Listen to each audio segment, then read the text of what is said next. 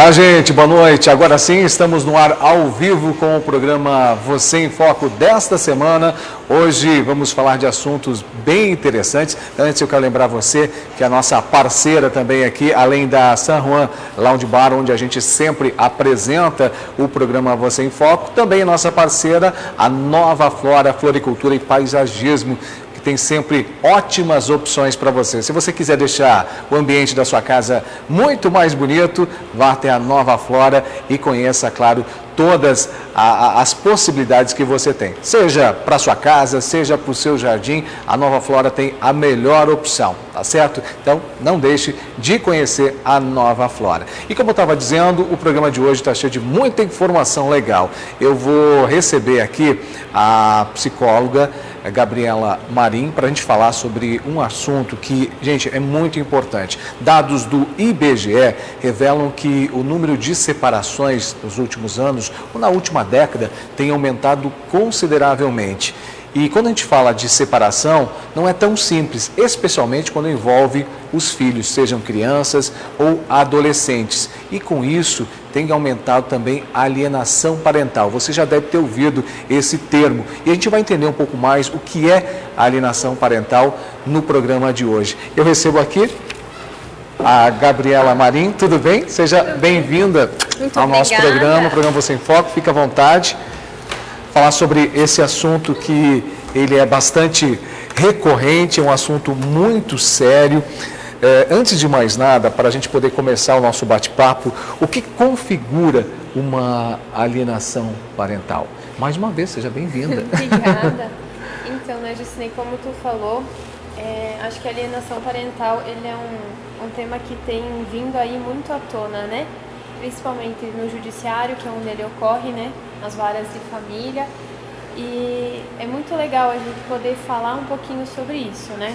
Então, né, como tu já me perguntou, eu trouxe por escrito a definição de acordo com a lei, né? Quando a gente fala de alienação parental, é a Lei 12.318 de 2010, tá? Então, para não incorrer em alguma deslizada, eu vou ler o conceito da lei, tá, pessoal?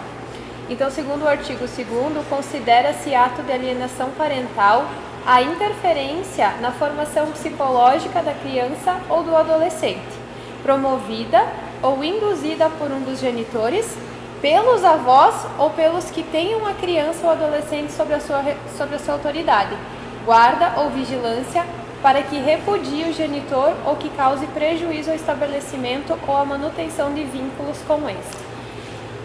Sucintamente, né? É quando a gente tem alguém da família contrária, né? Que começa a distorcer, a deturpar a percepção, os sentimentos que a criança tem sobre o outro genitor. Ou seja, na linguagem mais simples e popular, é colocando um contra o outro. Isso. Ou seja, o filho contra o pai ou contra a mãe. Isso. Confundir a criança, né? Ao adolescente também. Agora, quais as consequências que essa alienação pode trazer, seja para a criança ou mesmo para o adolescente? Obviamente, são os que mais sofrem nesse processo, né? Quando a gente pensa em alienação parental, é porque normalmente já tem um processo litigioso acontecendo, né? A alienação, ela está envolvida com os processos, mas na terapia familiar, isso já era visto muito antes disso ser todo esse problema que é frente ao judiciário, né? Então, vamos pensar, pensando aqui sobre crianças, né? O desenvolvimento da criança e adolescente. Claro, cada um numa fase diferente, o adolescente e a criança. Isso. Mas especialmente a criança. É o desenvolvimento dela que acaba sendo afetado? Com certeza, né? Para a criança, a gente nem precisa pensar muito longe. Vamos pensar em nós quando a gente era criança, né? Como é que era pensar sobre os nossos pais, né? Eu não sei como é que foram os teus pais ou de quem está assistindo a gente, né? Se foi um pai ou uma mãe afetuoso, carinhoso, presente, se teve a presença do pai, se não teve a presença, né, do pai ou da mãe, como isso afeta. Aí, imagina para uma criança estar no meio de um conflito conjugal e aí o pai vai para um lado, a mãe vai para o outro e ela ama os dois são importantes, mas daí um fica falando mal do outro. Isso pode dar... A criança fica confusa, ela pode apresentar comportamento agressivo, alteração no humor, ela pode ter reações psicossomáticas. Porque assim como ela pode se posicionar com essa influência para um lado, ela pode ficar dividida sem saber o que fazer. O que normalmente acontece é a criança ou adolescente comprar um lado, né? Ela vai pegar um lado da verdade, mesmo confusa, mas é um lado que normalmente está com o guardião, né? Quem fica com a guarda é que normalmente tem esse... Por ter mais acesso, mais vínculo, mais tempo junto. Proximidade, né? A rotina está aí no dia a dia, quem provê, quem cuida, né? Quem faz todo esse cuidado. No adolescente, o processo é o mesmo, ou você falava que às vezes, diante da situação, se torna agressivo? Isso, o adolescente por si só, ele carrega aí, geralmente tem dificuldade em encarar essa transição, né, de adolescente para adulto, enfim, ele sofre também a questão mais de agressividade mesmo? Qual que é o principal... Então, pensando nos estudos, né, o que a gente tem nos livros, nos artigos científicos, a gente não pode generalizar. Não posso te dizer que toda criança ou todo adolescente vai se comportar desse jeito.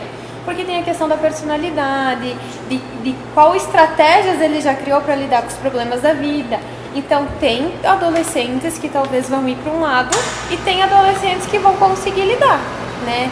Isso é muito particular. Depende. Isso vai depender de como é que foi a relação desse pai e dessa mãe, como é que era a relação dele com o adolescente, se eram muito conflituosos, se conseguiam pensar em estratégias de enfrentamento. Tudo isso vai fazer parte desse adolescente conseguir elaborar essa separação ou, né, absorver essa mudança na vida dele. Isso.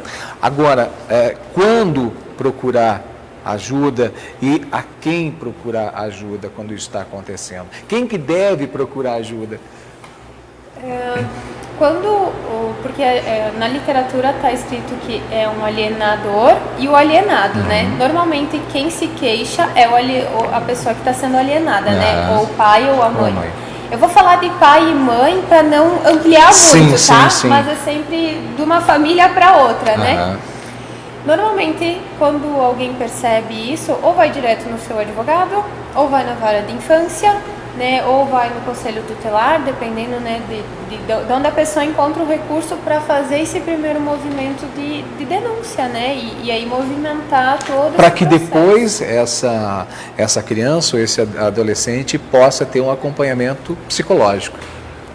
Dentro do processo de alienação, vão ser feitas avaliações, né? Vai ter um psicólogo perito, vai ser solicitado que um assistente social faça um relatório social dessa família, né? Mas para identificar se a alienação está acontecendo ou não, né? Essa parte ela é delicada na psicologia jurídica também, né? Mas eu acho que cabe daí a parte jurídica, né? Acho que o que eu me propus e estou aqui, que bom que eu estou aqui para poder falar sobre isso, né? É da gente conseguir pensar em formas, Jucinei, de não chegar neste nível, sabe? Bom, a gente já chegamos especialmente nesse fato, inclusive trazer algumas dicas sobre isso, mas também teve uma mudança na legislação há pouco tempo que trouxe a guarda compartilhada.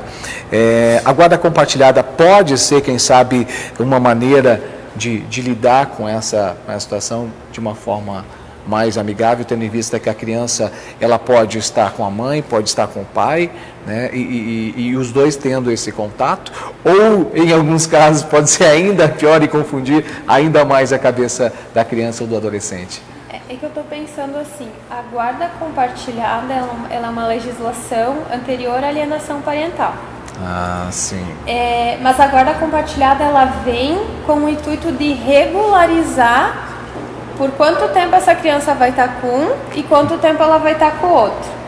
E aí quando a gente fala de alienação parental, eu não consigo não pensar na qualidade das relações que isso, como é que se estabeleceu, sabe? A guarda compartilhada, ela pode ajudar na organização, mas eu não consigo ver como ela é um mecanismo que vai impedir que isso aconteça. Depende muito de como esse término da relação aconteceu, como é que foi esse processo todo. Isso. Vamos pensar assim, um pai ou uma mãe que está em processo de separação, né?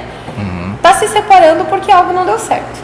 Não sei se está vindo de um período já conturbado, já tentou algumas outras formas, mas está ali pensando em se separar. Às vezes tem traição, tem mágoa, tem frustração, né? Tem muitas coisas envolvidas nessa relação conjugal. Então, a separação por si só, para o casal, já é difícil, né? Já é um período de muita tensão e de muito sofrimento. Imagina quando tem filho, né? Então, acho que isso não significa, às vezes, que o casal não está preocupado com o filho. É que, às vezes, eles mesmos não sabem gerenciar essa situação, né?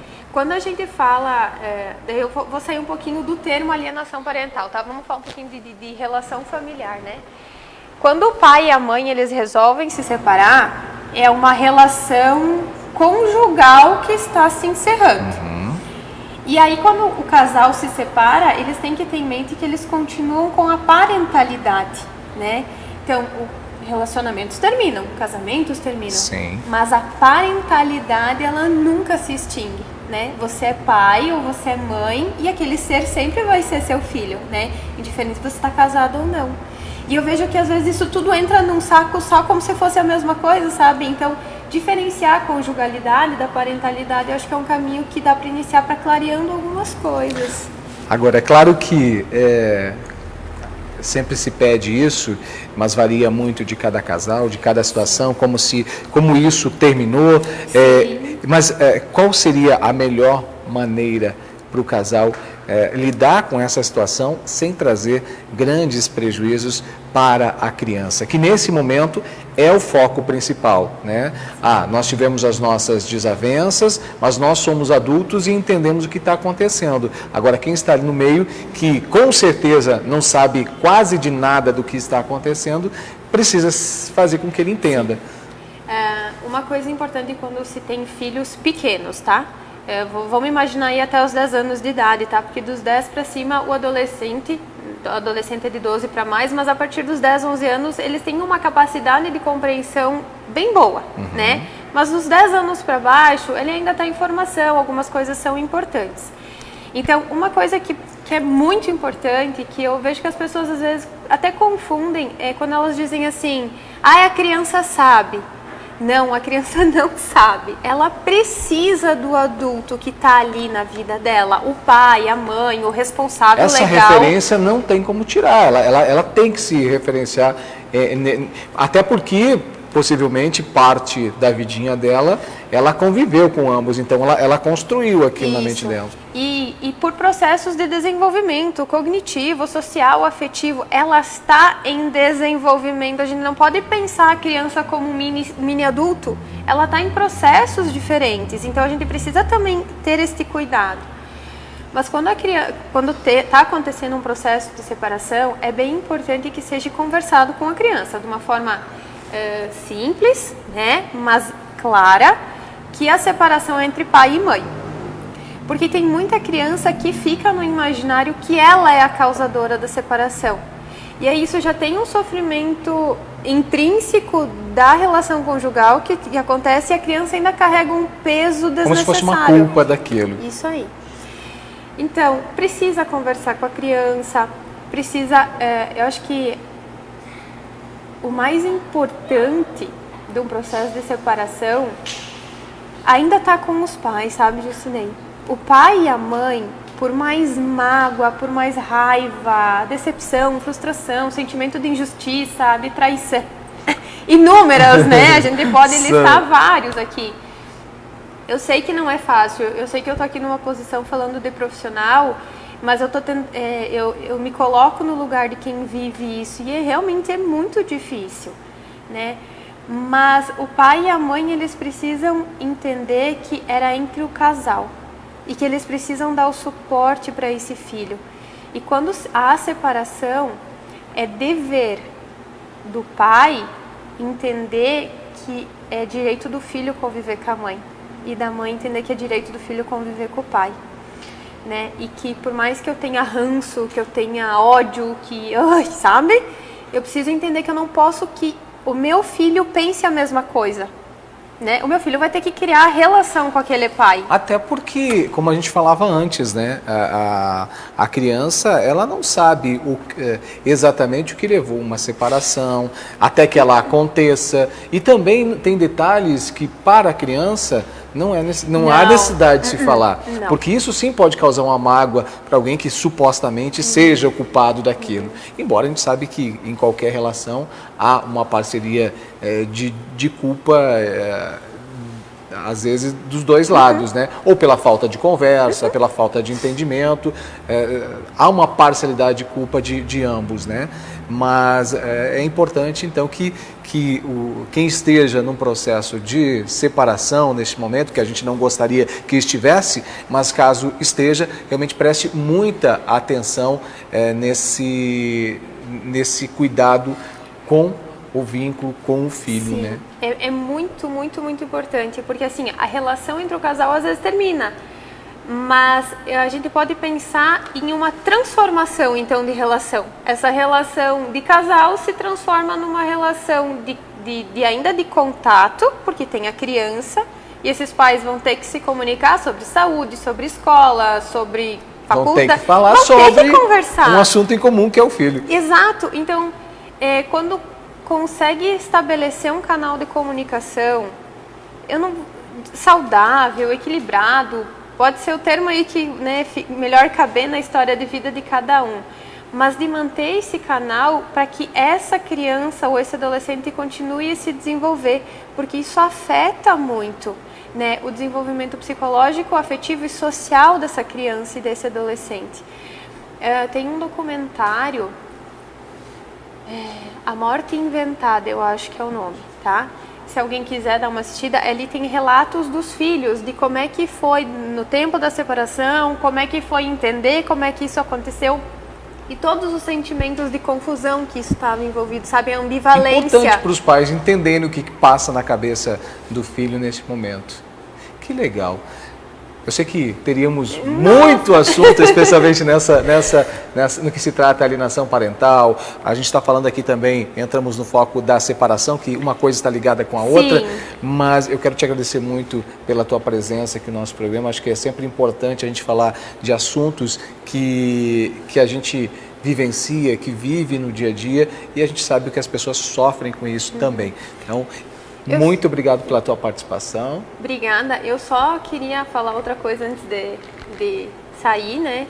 É que eu acho que é muito importante que os pais, né, mães, responsáveis legais, quem tiver crianças e adolescentes em casa, né, nesse convívio, é muito importante prestar atenção no tipo de relação que estão estabelecendo, sabe? Porque se tem muito conflito em casa, se tem briga, se tem discussão, não tem aquele diálogo claro, aberto, consciente, isso também atrapalha. Não é a questão só da separação, mas pais casados que promovem um clima assim de tensão, isso também acaba afetando, né? Eu sei que não era o tema, mas eu acho que é sempre importante falar sobre isso, né? Uma coisa ou outra, elas estão interligadas, né? Então, a alienação ocorre quando há uma separação. Então, o assunto separação também faz parte desse nosso bate-papo. Mais uma vez, muito obrigado pelo convite. Tá? Tudo de bom. E a gente volta a falar sobre outros assuntos também que são da sua área. Obrigado, Gabriela. Obrigada, Justinei. Então essa foi a Gabriela conversando com a gente. Lembrando que quem sempre está conosco também é a Morada Atual, representante Italínia de São Miguel do Oeste. Você sabe que na Morada Atual você encontra lindos móveis que vão deixar a sua casa muito mais bonita, mais confortável.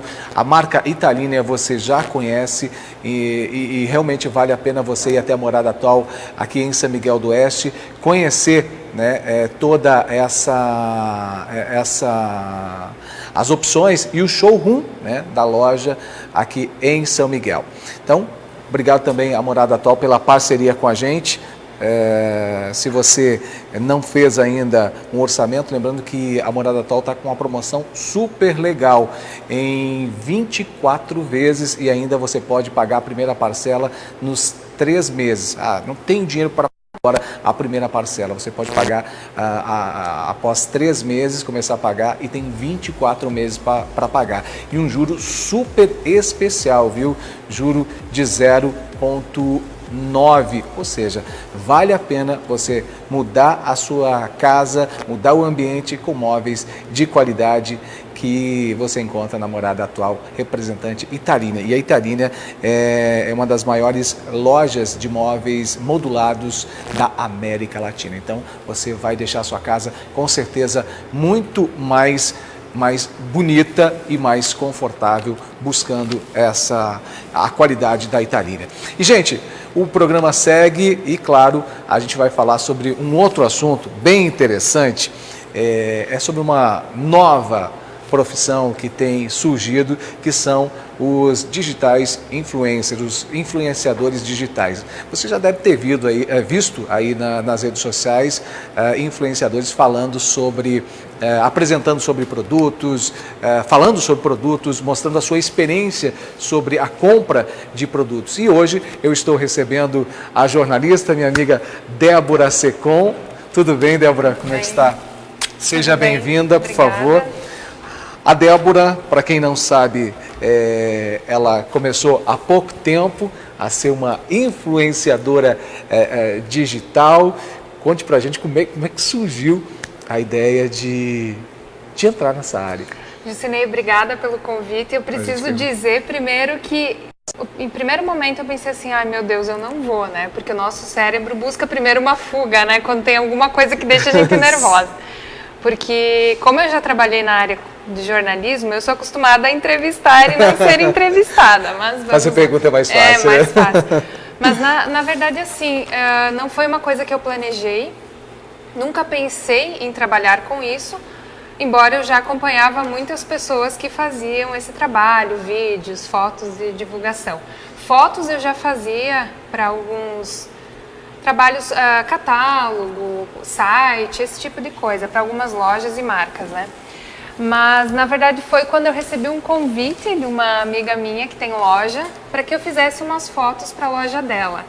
Aí ela disse, você faz fotos bonitas, que tal tu fazer umas fotos para minha loja, mostrar as minhas roupas? Eu disse, pode ser. E aí foi começando. E eu acredito que, talvez até você iria me perguntar isso, por eu ter trabalhado com jornalismo, a gente já fazia vídeos, eu trabalhei contigo já, né? Talvez isso tenha facilitado, porque era uma coisa que eu gostava mesmo de fazer. Mas você começou meio na brincadeira mesmo. Foi. Como eu disse, eu não planejei, né? Ela mandou as roupas, eu fiz as fotos, aí ela pediu de novo, acredito que deu certo, que ela vendeu muito. E aí começou... outra loja me mandou alguns produtos. Débora, eu vou te mandar umas bijuterias da minha loja, mostra aí, faz umas fotos, vídeos, fala sobre a tendência. E eu sempre busquei, nos meus vídeos, nas fotos, trazer o conteúdo além de apenas mostrar a roupa ou a bijuteria. Por que aquilo está na moda? Da onde surgiu aquela calça clochard? Por que se chama clochard?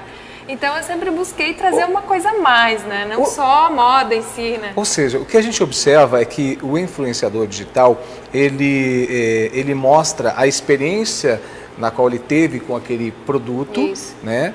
E como você, né, busca algo mais, né, para dizer o que aquele produto traz, por que ele é assim, por que ele é diferente. Enfim, as pessoas se identificam pela experiência. Na verdade, quando tu tem curiosidade sobre um determinado produto, tu não sabe como é que ele é, quanto custa, através do influenciador tu vai ter essas informações, claro, pelas impressões dele, né? Tanto que eu tenho alguns que eu sigo, tem outros que eu acabei deixando de seguir, e são assim, perfis variados. Tem o Gordo Fitness, que é um que eu gosto de acompanhar, que ele tá ali na luta todo dia fazendo dieta e tal, e briga com a balança, aí ele passa receitas, passa dicas de produtos fit, que agora eu também estou passando. Mas são experiências, como tu disse, a pessoa vai mostrar a roupa e vai mostrar como fica o caimento da roupa. Ela vai mostrar o produto e vai dizer, não, eu gostei dele por isso e por aquilo. Ah, talvez não é tão legal para quem tem esse perfil. Tu vai passar a tua impressão para quem está consumindo o teu produto, que são os vídeos e as fotos. Agora, é bastante amplo. Você mesmo acabou de falar, começou com roupas, já está na linha fitness. Passei pelas bijuterias, Olha, eu continuo. Tem muita gente assim que me manda os produtos para que eu teste e mostre para os meus seguidores, né? E aí vai abrindo o leque para vários segmentos, né? O que a empresa ganha ao contratar um influenciador digital? Agora eu acho que vai ter gente que não vai gostar muito do que eu vou falar, mas assim, eu acredito que quando uma pessoa vai mostrar o teu produto é de qualidade, a pessoa mostrando, provando, passando as suas impressões, passa mais confiança e até mais credibilidade do que apenas um anúncio. Vem comprar na minha loja. Dá para se dizer que o vendedor, ele é pago para vender, né? A publicidade, ela é feita para ajudar na venda. Jamais vai pôr uma crítica naquele produto, não. O influenciador, ele vai falar a verdade. Pode dizer, olha, é muito linda, eu gostei, só que eu gostaria que tivesse outro modelo de cor, ou que o caimento fosse assim, assado, enfim. Então, na verdade, é isso que identifica mais o produto com o consumidor. Isso. E os teus seguidores são, querendo ou não, pessoas que confiam na tua opinião, que gostam da tua opinião, que acabam tendo uma afinidade contigo e com o teu material. Isso então, é um processo de construção também, né? Na verdade, é difícil, é uma coisa que leva tempo. Eu antes conversava com a Gabriela, como demora para a gente conquistar seguidores. Eu hoje, essa semana, eu passei dos 3.000 e poucos seguidores no Instagram. E até, inclusive, eu li algumas matérias e textos antes de vir para cá para me preparar, né? Mas não lembro de nada. Uma coisa que eu lembro é que abaixo de 5.000 seguidores chamam de micro-influenciadores. Então, a gente ainda está lá no comecinho, claro que o objetivo é crescer cada vez mais.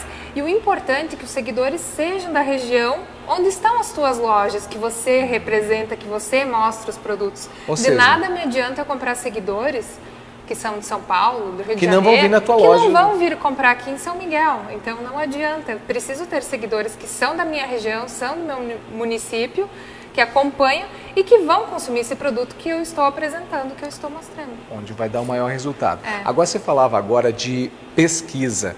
Né? Ou seja, parece muito fácil. A Débora vai lá, ela veste uma calça, veste, né, uma camisa, um blazer e vai falar sobre. Parece muito fácil, né? Mas a responsabilidade é muito grande, porque você precisa ter o que falar, você precisa conhecer o produto, você precisa conhecer o tecido, o corte, como a gente falou. Não é simplesmente vestir a roupa e falar, olha só que bonita essa roupa. Como eu disse, eu procuro buscar a história dessa roupa, porque agora está muito em alta o animal print. Por quê? Da onde veio? Ele já, na verdade, se tornou um clássico, é uma coisa que sempre volta. Sai um pouquinho de moda, mas sempre acaba voltando. Então, tudo tem uma história, tudo tem um porquê. Por que está na moda? Por que chama com esse nome? Então, não é simplesmente mostrar por mostrar o produto, né? Agora, tem gente que pensa que é muito fácil. Existe aquela situação assim de que alguém diz, Débora, faz uma propaganda para mim, eu vou te mandar. No início tudo bem, né? É uma experiência que você está aprendendo. Mas existe isso das pessoas achar que simplesmente a troca de produtos paga o teu serviço, porque a gente sabe que esse estudo tem coisas que a gente não tem conhecimento, que a gente precisa buscar informação sobre. Na verdade, assim, tem alguns produtos que eu recebo em casa, que são os recebidos, né? Geralmente, toda semana chega alguma coisa lá em casa. Esses vídeos eu procuro fazer em casa da forma mais espontânea. Quem me acompanha, quem viu nos meus stories vai ver que eu falei coisa errada, que eu me engasguei e eu continuei. Eu sou a Débora mesmo, é isso que eu busco ser no meu perfil. Pode ser um segredo? Pode ser um segredo quem sabe, de atrair pessoas que se identifiquem com você? Porque, obviamente, Quem né? sabe? porque eu já deixei de seguir perfis que eu achei que fugia muito da realidade. Tanto que eu acompanho muitos perfis, eu gosto de assistir, gosto de acompanhar o que eles estão fazendo, mas eu tento adaptar para a minha região, porque nem tudo o que aquelas blogueiras famosas que a gente acompanha são da nossa realidade, não tem como, é uma coisa fora. A gente sabe que a gente vive outra realidade. Ou seja, mais um desafio. Eu tento adaptar, eu faço esses vídeos assim super espontâneos, tento ser, o dia que eu não for espontânea podem me chamar. Mas assim, sobre a dificuldade que você falou, por exemplo, amanhã eu estou indo fazer fotos para uma loja. É a tarde toda de trabalho e não é fácil, não é só ir lá usar a roupa, você tem que estar animada, Sim. com um clima bom, a foto tem que ficar boa, você foi contratada para fazer isso, e são várias roupas, troca de roupa, usa outra, tem maquiagem. Não parece, mas isso cansa muito. É uma tarde toda, às vezes 2, 3 dias. Mas no final compensa. Eu acredito que o resultado é bom. Agora, a gente tem observado que os influenciadores digitais surgiram a partir de uma evolução muito grande das plataformas de comunicação. As redes sociais, hoje, elas movimentam boa parte da economia, especialmente no que diz respeito à publicidade. Mas assim, foi muito rápido, foi um boom, como tudo, né? Mesmo a internet que acabou vindo, a gente fala hoje de internet, estamos para o mundo inteiro aqui ao vivo, o que há 10, 15 anos atrás era muito difícil de se fazer isso. Demorava muito mais tempo. Muito mais tempo. Você acredita que essa é uma profissão que ainda deva seguir, ou que apenas está começando? O que tu acha, como tu enxerga isso? Eu acho que ela está no auge dela. Até inclusive eu vi uma matéria que teve um deputado que propôs que um projeto de lei que fosse considerada uma profissão, digital influencer. Já tem blogueiro, vlogueiro, youtuber, né? E eu acho que ela está no auge e tende só a crescer ainda mais. Na nossa região, eu acredito que ainda está começando, aos pouquinhos. Eu acho que o fim dela não é breve, não. Eu acho que vai muito longe ainda. E como ela facilita a internet, hoje a gente tem por todo o lugar que a gente vai. E é com o celular, basta o celular e a internet, você faz o vídeo, você transmite onde você está, o que você está consumindo. E aí os teus seguidores te acompanham. Que bacana. E você vai seguir. Eu espero que sim, né? Inclusive, estou aí na luta por mais seguidores. Inclusive, o seguinte, quem quiser contratar a Débora para ser a sua digital influencer, né? Como é que faz para contratar? Olha, procura onde? Só que oportunidade de ouro. Mexã, olha aí, ó. Então, a maioria me chama pelo Insta mesmo, pelo Instagram, pelo Facebook. É Débora Daia com Y. É só me chamar lá no Insta que vai ter contato comigo e a gente pode conversar. Que legal. Débora, muito bacana, prazer revê-la novamente. Como a Débora já disse, a gente já teve uma experiência, trabalhamos por alguns anos juntos, verdade. Então recebê-la hoje aqui é um prazer muito grande, te desejo muito sucesso e que continue influenciando muitos consumidores a comprar, especialmente no comércio aqui da nossa cidade. É comprar, é compartilhar experiências, né? Coisas boas, a gente não só voltada para o mercado, né? Mas assim, oportunidades legais, dicas, assim. Até para conhecer, não deixa de ser informação. Isso, né? informação, isso Que aí. legal. A gente até compartilha a receita. Obrigada pelo convite, Jucinei. Tudo de bom. Obrigada. Obrigado. A Débora conversando com a gente, então, no programa Você em Foco desta segunda-feira. Quero agradecer você pela audiência. Na semana que vem a gente está de volta com mais um programa, é claro, trazendo sempre muita informação, assuntos interessantes que, com certeza, a gente faz e traz com muito carinho para você. Então, uma ótima semana e na próxima semana que vem, na segunda-feira que vem, a gente está ao vivo novamente com o programa Você em Foco. E claro, eu espero encontrar você novamente aqui no Facebook, nas redes sociais e também no nosso site, na jctvweb.com.br. Ótima noite para todo mundo.